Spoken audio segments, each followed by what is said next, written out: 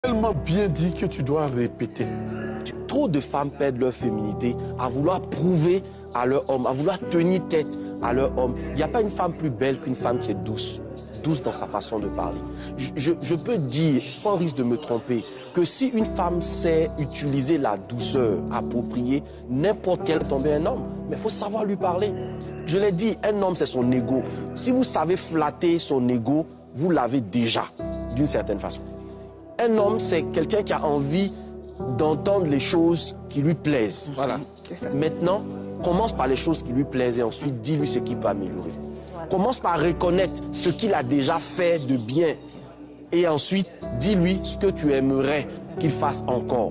Mais tu ne peux pas venir t'arrêter de manière péremptoire devant le père de tes enfants, devant celui pour qui tu as jeûné et prié pendant des années, devant celui qui t'a sorti du célibat pour faire de toi une femme mariée, le regarder droit dans les yeux et lui dire, je ne sais même pas dans quoi je suis avec toi.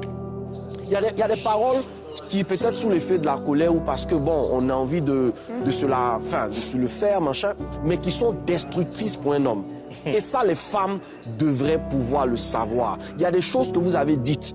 Le temps est passé, mais l'effet de ce que vous avez dit n'est pas passé.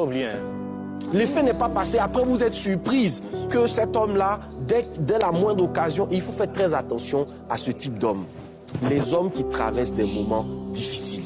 Les hommes qui traversent des moments financièrement difficiles. Les hommes qui ont perdu un emploi.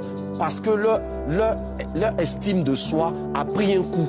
Et quand vous êtes une femme qui, dans cette période de la vie de couple, gérer le quotidien, apporter le pain sur la table, ça ne fait pas de vous l'homme.